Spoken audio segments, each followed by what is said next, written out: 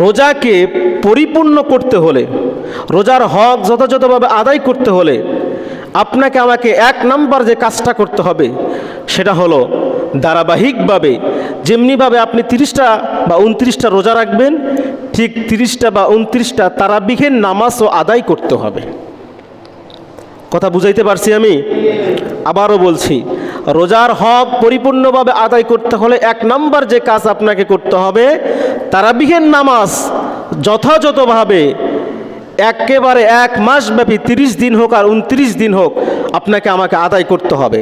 এখন বলেন, আমাদের ভিতরে অনেক মানুষ আছে রোজা রাখে কিন্তু তারাবিহের নামাজ পড়ে না। কথা বলে না? আছে না? তারাবিহের নামাজ আদায় করে না। এখন তো তারাবি নিয়ে অনেক ফতোয়া ফারায়েজ বের হয়েছে নি? অনেক ফতোয়া। কেমন? আপনি 20 রাকাতের পক্ষে, কথাগুলো বুঝেন, আপনি 20 রাকাতের পক্ষে, কেউ 16 রাকাতের পক্ষে, কেউ আবার 12 রাকাতের পক্ষে, কেউ বলতেছে 8 রাকাত, কেউ বলতেছে 4 রাকাত। আজ থেকে 4 বছর আগে একটা ফতোয়া বের হয়েছিল, যেই ফতোয়ায় বলা হয়েছে তারাবির নামাজ না পড়লেও চলে। নাউজুবিল্লাহ বললেন না? তারাবিহের নামাজ না পড়লেও চলে। আচ্ছা, এরকম ফতোয়া যদি আসে তো আমার একটা ধারণা কি জানেন, এমন একটা জেনারেশন আসবে, যেই জেনারেশন তাদেরকে যদি বলেন যে তারাবিহের নামাজ আদায় করতে হবে, তারা জবাব দিবে তারাবি আবার কি জিনিস। যদি এরকম ফতোয়াবাজি চলতে থাকে, একটা সময় এমন একটা জেনারেশন আসবে যারা তারাবি কি জিনিস এটাই বুঝবে না, এটাই ভুলে যাবে তারা। তো অতএব ফতোয়াবাজি করার সুযোগ নাই। আল্লাহর হাবিবের 2টা বা 3টা হাদিস থেকে প্রমাণিত, আল্লাহ রসুল 2 দিন অথবা 3 দিন তারাবিহের নামাজ পড়েছেন। কয় দিন? কথা বলেন। 2 দিন বা 3 দিন তারাবিহের নামাজ আদায় করেছেন। এটা হাদিস থেকে প্রমাণিত, সহি হাদিস থেকে, বুখারী শরীফের হাদিস থেকে, মুসলিম শরীফের হাদিস থেকে, যে আল্লাহ রসুল 2 দিন বা 3 দিন নামাজ পড়েছেন। 2 দিন পড়েছেন বলা হয়, পরের দিন অর্থাৎ প্রথম দিন সাহাবায়ে কেরাম রসুলের সাথে জামায়াতে তারাবির নামাজ পড়েছেন। এখানে বলা হয় না কত রাকাত, কথাটা ক্লিয়ার বুঝার চেষ্টা করেন। কত রাকাত পড়েছেন এটা উল্লেখ নাই, কিন্তু তারাবির নামাজ পড়েছেন। আচ্ছা, দ্বিতীয় নাম্বার কথা, দ্বিতীয় দিন আল্লাহ রসুল তারাবির নামাজ পড়তেছেন, সাহাবায়ে কেরাম জামাতে শরীক হলেন। প্রথম দিনের চাইতে আজকে আরও বেশি সাহাবী, সুবহানাল্লাহ। প্রথম দিন যতটুকু সাহাবী ছিল, দ্বিতীয় দিন এর চাইতে আরও বেশি। আল্লাহ রসুল সাল্লাল্লাহু আলাইহি সাল্লাম সাহাবীদেরকে নিয়ে তারাবি পড়লেন। বলা হয় তৃতীয় দিন অথবা চতুর্থ দিন, যদি রসুল 3 দিন পরে থাকে তো চতুর্থ দিন, যদি 2 দিন পরে থাকে তো তৃতীয় দিন। তো ওই সময় সাহাবায়ে কেরাম মসজিদ ভরে গেছে, বাহিরেও অনেক সাহাবী এসে গেছে, কিন্তু আল্লাহ রসুল তিনি ভিতরে আসতেছেন না। পরের দিন সকালবেলা আল্লাহর হাবিব বললেন, সাহাবীরা, আমি যেটা লক্ষ্য করলাম, তোমরা এত পরিমাণে সাহাবী এসেছো, এত আগ্রহ দেখিয়েছো, আমার কাছে আমার কেমন যেন ভয় হলো যে এই নামাজটা না জানি তোমাদের উপরে আল্লাহ পাক ফরজ করে দেয়, কারণ এটা অনেক লং টাইম নামাজ, তোমাদের জন্য যদি ফরজ করা হয় কষ্ট হয়ে যাবে, যার কারণে আমি আর আসি নাই। এরপরে আল্লাহ রসুল তিনি চলে গেলেন, আবু বকর রাদিয়াল্লাহু তাআলা আনহু তিনি আসলেন। কথাগুলো কেন বলছি এরপরে আবার বলতেছি। আবু বকর রাদিয়াল্লাহু তাআলা আনহুর ওনার যুগ যখন আসলো, উনি যখন খেলাফতে খলিফা নিযুক্ত হলেন, ওনার সময়ও সাহাবীদের বিশ্বাস ছিল আল্লাহ রসুল পড়েছেন, তেনারাও পড়েছেন, কেউ জামায়াতে, কেউ ঘরের ভিতরে একা একা, এভাবে পড়েছেন। কত রাকাত উল্লেখ নাই। ওমর রাদিয়াল্লাহু তাআলা আনহুর জামানা আসলো, প্রথম যে বছর ওমর রাদিয়াল্লাহু তাআলা আনহু প্রথম বছর তিনিও সে আবু বকর রাদিয়াল্লাহু তাআলা আনহু ওনার ধারাবাহিকতায় চললেন, কিন্তু দ্বিতীয় বছর তিনি এসে এই তারাবির নামাজটাকে জামাতবদ্ধ করলেন এবং সেটাকে 20 রাকাতের একটা সংখ্যা দিয়া একটা নির্দিষ্ট করে দিলেন, যাতে উম্মতের জন্য সহজ হয়, ফিতনায় যেন না পড়তে হয়। বলেন সুবহানাল্লাহ। এখন বলেন, আপনি আমি আল্লাহ রসুলের সুন্নাহ থেকে পেলাম যে আল্লাহ রসুল তিনি নিজে তারাবি পড়েছেন। তারপরে যারা ফতোয়া দিয়েছে আজ থেকে 4 বছর আগে যে তারাবি না পড়লেও সমস্যা নাই, তার মানে তারা রসুলের একটা সুন্নাহকে অস্বীকার করবে। কি করলো? অস্বীকার করলো। তার মানে রসুলের কোনো সুন্নাতকে, কোনো হাদিসকে যদি কোনো মানুষ অস্বীকার করে, একটা মুস্তাহাব আমলকে কেউ যদি অস্বীকার করে যে এইটা আমল নাই, এরকম কথা বললে সে বেঈমান হয়ে যাবে। দ্বিতীয় নম্বর কথা, আল্লাহ রসুল সাল্লাল্লাহু আলাইহি ওয়াসাল্লাম মুসলিম শরীফের হাদিসের ভিতরে বলেন, যখন তোমরা দেখবা তোমরা ফিতনার ভিতরে পড়ে গেছো, সমাধান খুঁজে পাচ্ছ না, তখন তোমরা 2টা জিনিস ধরবা। কয়টা জিনিস? সবাই বলেন কয়টা জিনিস? যখন তোমরা ফিতনায় পড়বা, ফিতনার আশঙ্কা দেখবা, তখন 2টা জিনিসকে আঁকড়ে ধরো। 1 নাম্বার আমার সুন্নত, অর্থাৎ আমি কি সুন্নত আমল করেছি, আমি কি কাজ করেছি, এইটাকে আঁকড়ে ধরো। 2 নাম্বার সুন্নাত খুলাফায়ে রাশিদিন, আমার সাহাবীদের ভিতরে যারা খুলাফায়ে রাশিদিন তাদের সুন্নত, তাদের কাজ, সেইটাকে তোমরা ফলো করো। তার মানে আমরা যদি এই 2টা রুলসকে ফলো করি, তাহলে 1 নাম্বার রসুলের সুন্নাহ থেকে পাই, রসুল তারাবি পড়েছে, আমরা তারাবি পড়ি। 2 নাম্বার খুলাফায়ে রাশিদিনের ভিতরে হযরতে ওমর রাদিয়াল্লাহু তাআলা আনহু ছিলেন 2য় খলিফা। তো ওনার আমলে উনি যেহেতু 20 রাকাত প্রচলন করেছেন, তার মানে ওনার সুন্নাত হিসাবে 20 রাকাতের তারাবিকে আমরা আহলে সুন্নাত ওয়াল জামাতের মানুষগুলো আঁকড়ে ধরেছি। বলেন সুবহানাল্লাহ। তার মানে প্রমাণিত তারাবিহীন নামাজ 20 রাকাত, এটা নিয়ে কোনো ধরনের ফিতনা ফাসাদ করা যাবে না। ইউটিউবের ভিতরে অনেক বক্তা, অনেক আলেম, অনেকে অনেক বক্তব্য দিবে। আসলে দেখেন, সাধারণ মানুষ আমরা মনে করি এক এক হুজুর এক এক কথা বলে, আমরা কোন কথা বলবো, কোনটা আমল করব, কোনটা বুঝবো, তাই না? এরকম প্রশ্ন আসে। তো আপনার একটা বিবেক আছে, আপনাকে আল্লাহ একটা কমন সেন্স দিয়েছে, সেইটা দিয়ে আপনি অ্যানালাইসিস করবেন। 10 টাকা চিনেন, 20 টাকা চিনেন, 100 টাকা, 500 টাকা, কোন রাস্তায় গেলে ভালো হবে, কোন রাস্তায় গেলে আপনি কালীগঞ্জ সহজে যেতে পারবেন, কোন রাস্তায় গেলে আপনি গাজীপুর সহজে যেতে পারবেন, কোন রাস্তায় গেলে আপনি বিশ্ব রোড সহজে যেতে পারবেন, এটা আপনি যেমন বুঝেন, ঠিক আপনার সেই কমন সেন্স দিয়ে, আপনার সেই বিবেক দিয়ে কোন রাস্তাটা ভালো, কোন রাস্তাটা খারাপ, কোন আলেমটা হক্কানি, এতটুকু বুঝার ক্ষমতা আল্লাহ পাক আপনাকে আমাকে দিয়েছে। সুতরাং তারাবিহীন নামাজ নিয়ে কোনো ধরনের ফিতনা ফাসাদ করা যাবে না। 20 রাকাত পড়েন। 3 নম্বর কথা, রমজান মাস, এমনিতেই এই মাসে আল্লাহর হাবিব বলেন, একটা নফল ইবাদত করলে, নফল নামাজ পড়লে, সেইটাকে আল্লাহ পাক একটা ফরজ আদায় অন্য মাসে করলে যেই সওয়াব, সেই সওয়াব আল্লাহ পাক রব্বুল আলামিন তার আমল নামায় দান করে। বলি সুবহানাল্লাহ। আবার একটা ফরজ যদি আদায় করা হয়, বলা হয় 70টা ফরজ আদায় করলে যে সওয়াব, সেই সওয়াব সেই আমল তার আমল নামায় দেওয়া হয়। বলি সুবহানাল্লাহ। তো সুতরাং এই মাসে আপনি ইবাদত বেশি বেশি করবেন। অথচ আমাদের যুবক ভাইয়েরা কষ্ট লাগে, 8 রাকাত নামাজ পড়ে বের হয়ে যায়, আছে না? আমাদের এই মসজিদেও তো আছে। 8 রাকাত শেষ, আল্লাহর বান্দারা মসজিদ থেকে সুন্দরভাবে পিছন দিক থেকে বের হয়ে যায়। না, এটা করা যাবে না। অনেককে দেখি 12 রাকাত পড়ে যায়।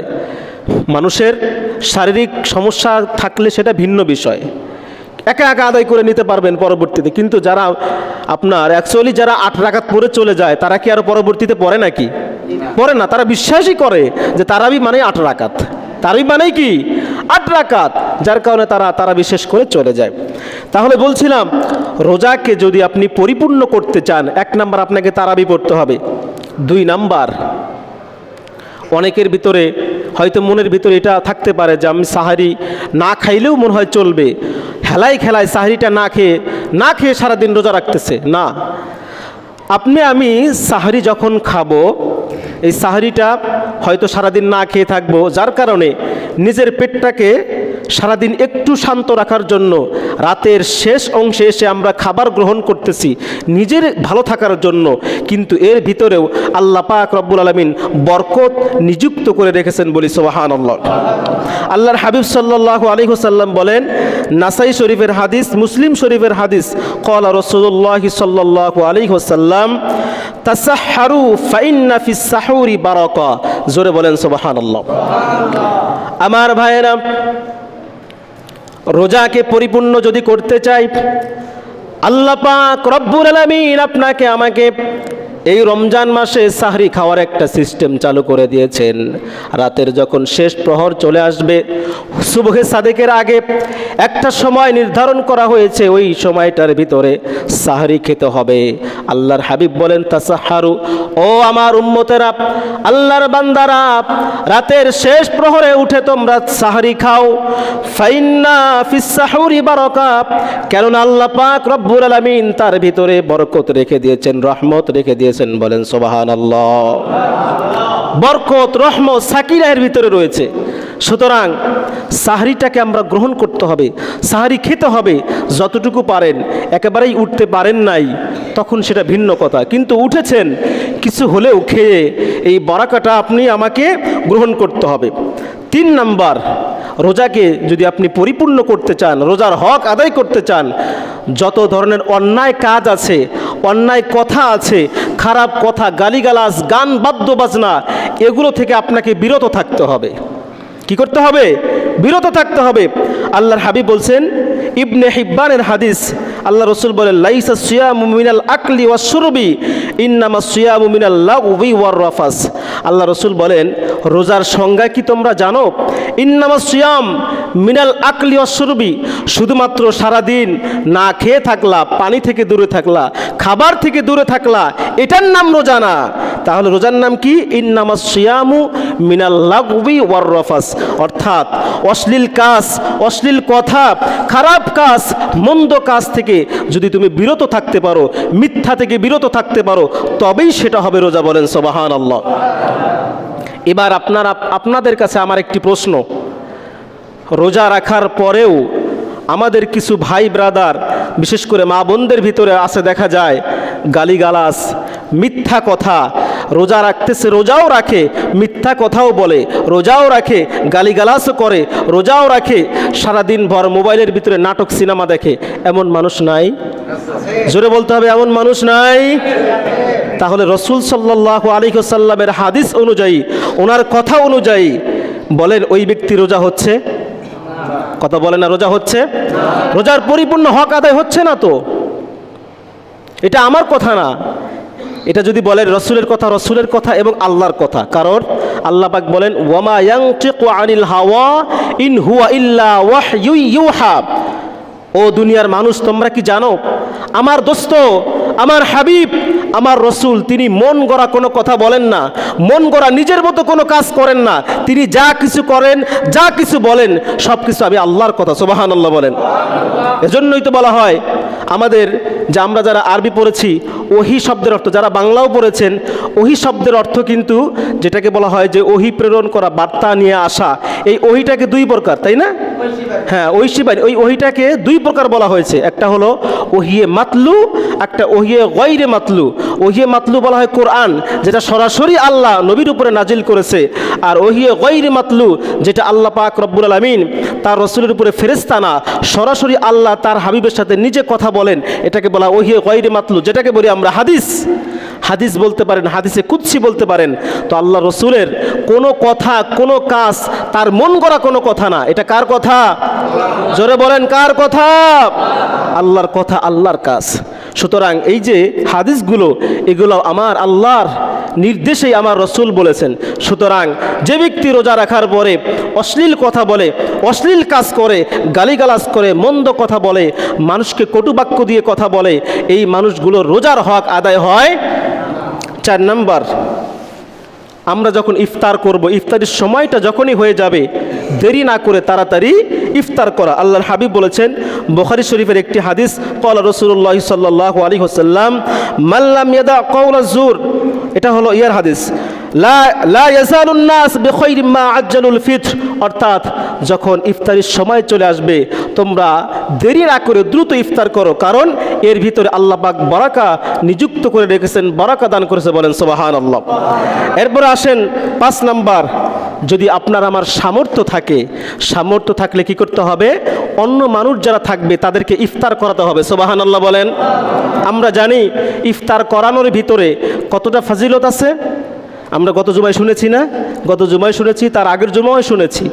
একজন রোজাদার আরেকজন রোজাদারকে যদি ইফতার করায়, আল্লাহর হাবিব বলেছেন, নবীজি সাল্লাল্লাহু আলাইহি ওয়াসাল্লাম বলেন, ওই ব্যক্তির, যে ব্যক্তিকে ইফতার করাবে, ওই ব্যক্তি রোজা রেখে যে যতটুকু নেকি পাবে, সওয়াব পাবে, আর যে ব্যক্তি একটা খেজুর পরিমাণ দানা দিয়েও যদি ইফতার করায়, এক গ্লাস পানি দিয়েও যদি ইফতার করায়, এক গ্লাস দুধ দিয়ে অথবা এক গ্লাস শরবত দিয়েও যদি তাকে ইফতার করায়, ওই ব্যক্তি রোজা রেখে যা সওয়াব পাবে, যে নেকি পাবে, ওই ব্যক্তি ইফতার করানোর কারণেও ওই ব্যক্তিকে আল্লাহ পাক তদপরিমাণ সওয়াব দান করে। বলেন সুবহানাল্লাহ।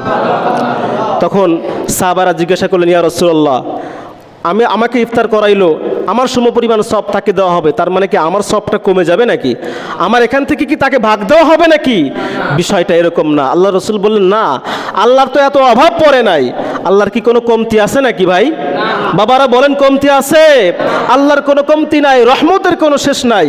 আল্লাহ বলেন রসুলের মাধ্যমে, ও দুনিয়ার মানুষেরা শোনো, তোমার নেকির কোনো কমতি হবে না, তোমার যেটা সেটাই থাকবে, আর ওই ব্যক্তিকে আল্লাহ আল্লাহর পক্ষ থেকে দান করবে। বলেন সুবহানাল্লাহ। এরপরে আরেকটি কাজ, রোজাকে পরিপূর্ণ করার জন্য কোরআন তেলাওয়াত করা। কোরআন তেলাওয়াত আমরা পারি নাকি? সবাই পারি? সবাই কোরআন তেলাওয়াত করি? এখন যদি বলি হাত তুলে একটু দেখান তো, কে কে কোরআন শরীফ পড়েন এবং কত পারা তেলাওয়াত করছেন? আজকে রোজা কয়টা চলতেছে? 9টা। এখন যদি বলা হয় 9টা রোজা চলতেছে, কয়টা পারা তেলাওয়াত করছেন? অনেক মানুষ আছে বলবে, হুজুর কোরআন তো পড়তেই পারি না, তেলাওয়াত করব কি, তাই না? অথচ আমি বলেছিলাম আপনাদেরকে যে আমরা 2জন হুজুর এই মসজিদে আছি, আপনারা মুরব্বী হন, যুবক হন, ইয়ং হন, যে যতটুকুই হন না কেন, একটু আসেন, আমরা আমাদের যথোপযুক্ত সময় দিয়ে আপনাদেরকে কোরআনটা শিখাবো। একটা মাস চেষ্টা করেন, কিছু হলেও শিখতে পারবেন। কিন্তু কয়জন আসছেন বলেন? কোরআন শেখার প্রতি কারও গুরুত্ব নাই। কোরআনটা যে কী জিনিস, এই মাসে কোরআন নাজিল হয়েছে, এই মাসে কোরআন পড়লে, গতকালকে আমাদের কেন্দ্রীয় মসজিদের হুজুর এখানে দাঁড়িয়ে জানাজার নামাজের ভিতরেও কথাটা বলে গেছে, অন্য সময় কোরআন তেলাওয়াত করলে একটা হরফে 10টা নেকি, আর এই মাসে একটা হরফ তেলাওয়াত করলে সেই নেকিটাকে আল্লাহ পাক 700 গুণ বাড়ায় দেয়। বলেন সুবহানাল্লাহ। আর একটু জোরে বলতে হবে সুবহানাল্লাহ। কিন্তু সেই আমলটাকে কে করতে পারলাম? কে কতটুকু ধরতে পারলাম? অথচ এই রোজাকে সফল করার জন্য, রোজাটাকে পরিপূর্ণ করার জন্য, রোজার পরিপূর্ণ হক আদায় করার জন্য আপনাকে আমাকে এই কাজগুলো করতে হবে, কিন্তু আমরা করি না।